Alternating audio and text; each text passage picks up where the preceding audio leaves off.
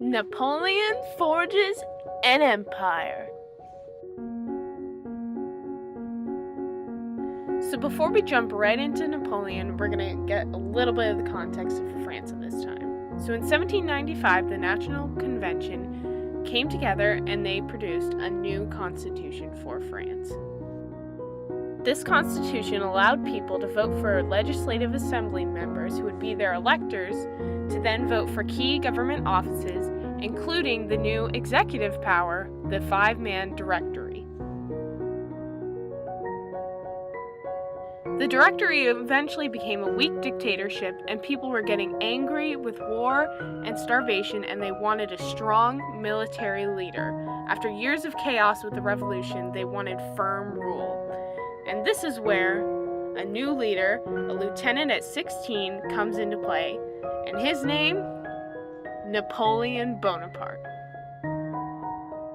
Napoleon joined with some members from the Legislative Assembly, and they worked to overthrow the Directory. This was exactly what the people wanted, a firm rule from a military leader. This was known as a coup d'etat, or blow to the state. The people of France were actually pretty excited about Napoleon and his new rule. They voted overwhelmingly in a plebiscite in December of 1799, and they created a new constitution for France. This established a new set of leadership in France. They set up French consuls, or their leaders.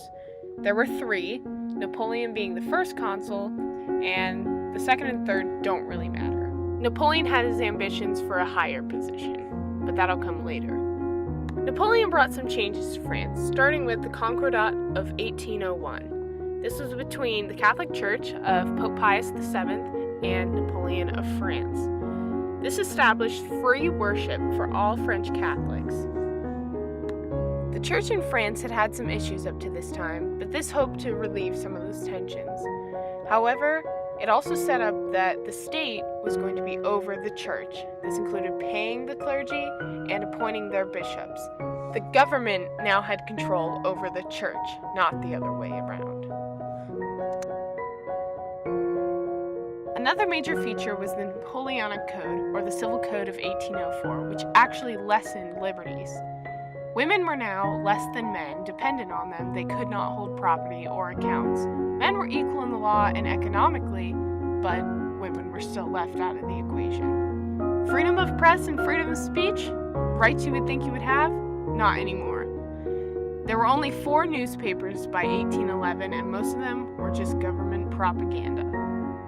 Now, stripping liberties is bad, but not everything was. He did set up a Bank of France, had efficient tax collection, and he set up government-run schools for young men, still not women, that would help train young men to get jobs based on merit.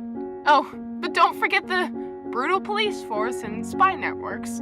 But, just daily part of life and control by Napoleon. Changes were happening in the global sense as well. France's colony in Saint-Domingue, a sugar colony, started to rise up in 1789 after they heard the revolutionary ideals. The enslaved Africans under Toussaint Louverture overtook the colony from France. But then, in 1801, France tried to take it back, but disease ended up killing the army as well as the fighting Africans. Napoleon knew that France needed money, and he had an idea in 1803. France had a piece of land known as the Louisiana Territory. He offered to sell it to President Jefferson of the United States in 1803 for $15 million. This would help create American strength and hopefully put them against Britain, France's ultimate rival. France needed money because they were always fighting battles with somebody, and wars are expensive. In October of 1805, the Battle of Trafalgar was a naval invasion of Britain. Well, or an attempt. France was trying to go against England, and Admiral Lord Nelson of the British was not about to let that happen. He took down the French fleet, and Napoleon was forced to give up his plans of invasion. Britain was seen as the naval supremacist for 100 years. Several months later, in December of 1805, the Battle of Austerlitz was a victory for France.